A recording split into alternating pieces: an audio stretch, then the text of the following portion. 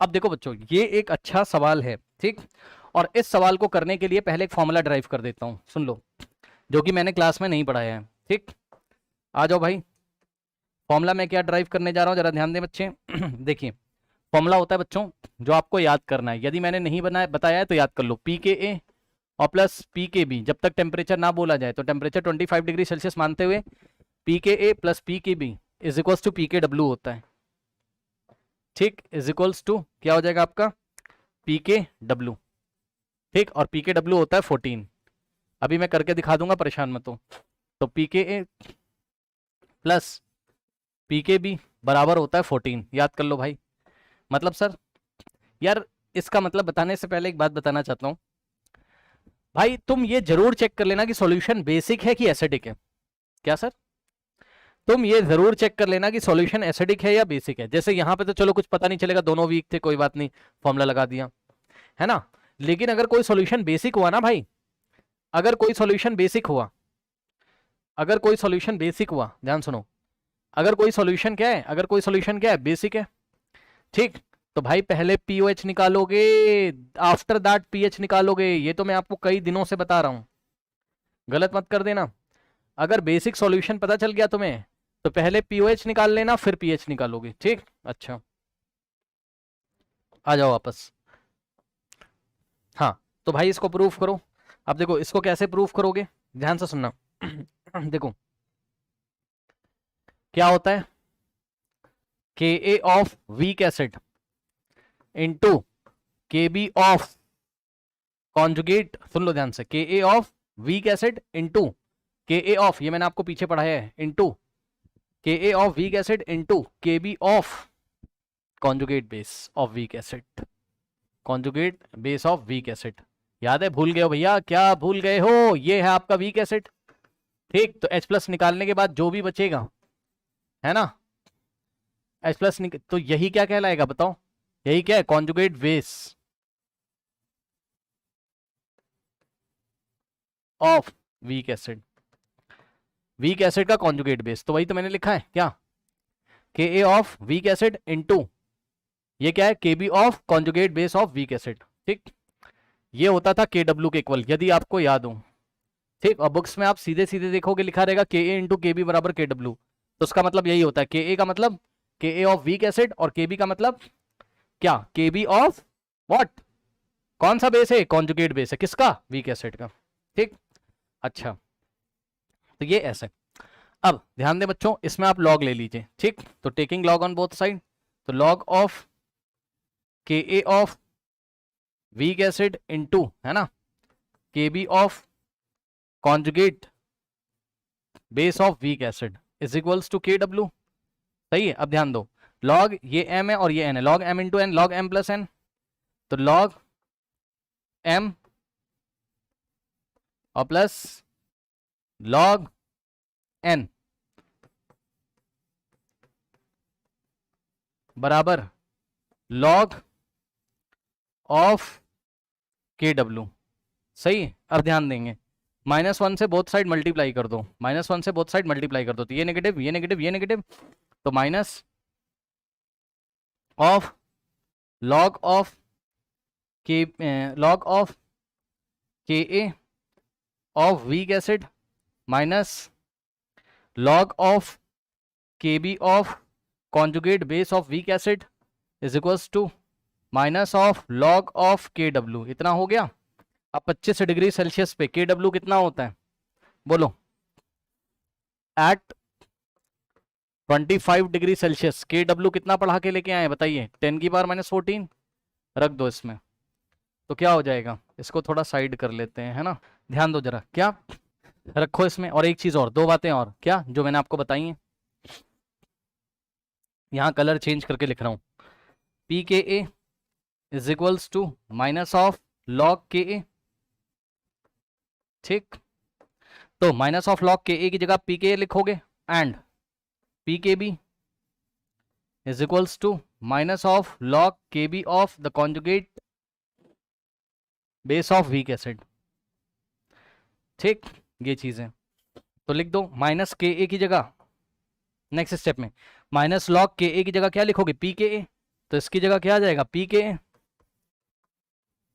ठीक, प्लस का, क्योंकि ये माइनस ऑफ लॉग के ए क्या है, प्लस का पी के, और minus of log K B क्या है, प्लस का पी के बी। तो इसकी जगह minus of log K B की जगह प्लस का पी के बी लिखोगे, तो प्लस का पी के बी बराबर, अब ध्यान दें, के डब्ल्यू की वैल्यू रखो, तो माइनस ऑफ लॉग के डब्ल्यू, ठीक, तो यहां से क्या आ जाएगा, पी के ए और प्लस पी के बी बराबर माइनस लॉग के डब्ल्यू की जगह 10 टू द पावर -14 आगे आ जाएगा, तो क्या हो जाएगा, पी के ए और plus P K B is equals to, ये क्या हो जाएगा, +14 इंटू लॉग 10, ठीक, तो यहां से आ जाएगा पी के ए और plus P K B is equals to 14 into log 10 1, ठीक, तो क्या आ जाएगा, पी के ए और plus P K B is equals to 14, बस यही लेके आना था। और आज के बाद याद कर लीजिए, और ये कब ट्रू है, एट 25 डिग्री सेल्सियस पे ये ट्रू है, ठीक, P K A plus P K B is equals to क्या होता है, 14 होता है, याद कर लीजिए और नोट कर लीजिए। अब ये देखते हुए आइए हम सवाल पे चलते हैं, ठीक, आइए हम सवाल पे चलते हैं। नाउ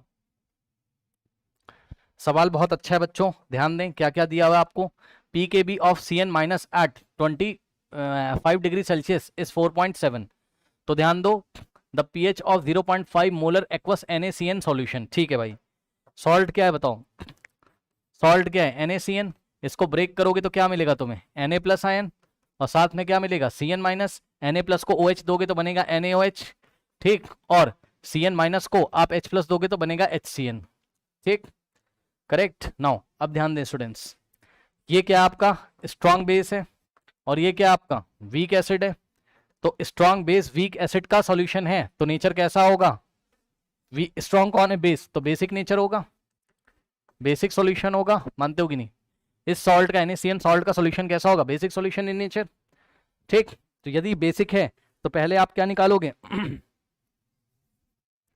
अच्छा ठीक है कोई बात नहीं, अगर हाँ बेसिक है, ठीक है कोई बात नहीं है, तो यदि बेसिक है तो आप सीधे, ठीक है, फॉर्मूला लगा सकते हो सीधे, स्ट्रॉन्ग बेस वीक एसिड वाला सीधे लगा सकते हो, आप कोई दिक्कत नहीं है, स्ट्रॉन्ग बेस वीक एसिड वाला फॉर्मूला आप लगा सकते हो। रिएक्शन यदि लिखना चाहो तो रिएक्शन मैं कहीं लिख देता हूँ आपके लिए, NaOH और प्लस HCN आपका ऑर्गेनिक एसिड है, ये वीक एसिड है और ये स्ट्रॉन्ग बेस है, तो सॉल्ट आपको क्या मिलेगा बताइए, NaCN और प्लस वाटर, ठीक है ना, ये आपको मिला।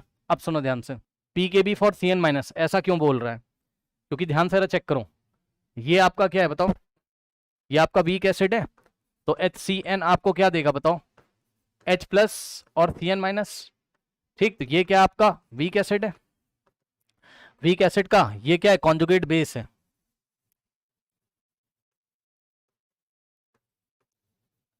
ठीक, तो अभी पीछे पढ़ाया था पीकेबी क्या होता है, ये पीकेबी किसके लिए डिफाइंड है, कॉन्जुगेट बेस के लिए, conjugate base of weak acid, sorry weak base, sorry conjugate base of weak acid, this Cn minus is what, conjugate base of weak acid, correct.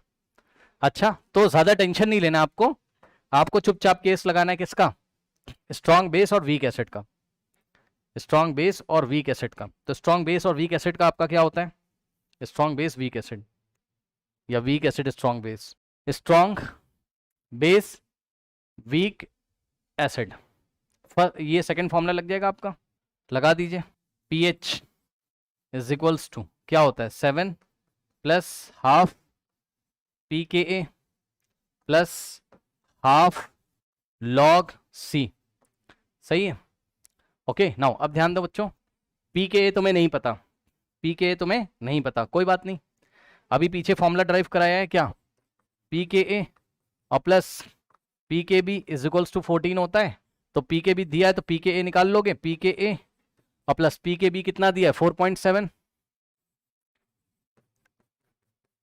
14, तो यहां से पी के ए कितना निकल के आ जाएगा बताओ, 14 minus 4.7 means it will be equal to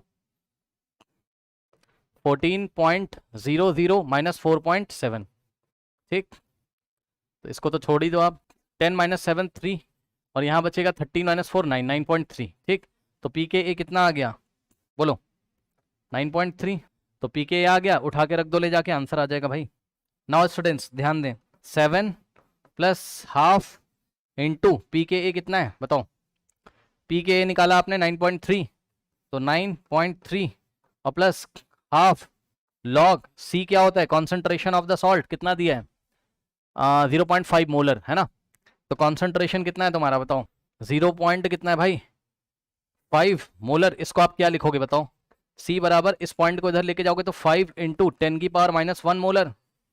ठीक, उठा के रख दो यहाँ पर, तो 5 इंटू 10 की पावर -1 मोलर। ठीक, नाउ यहाँ से आएगा 7 प्लस 9.3/2, सॉल्व कर लीजिए।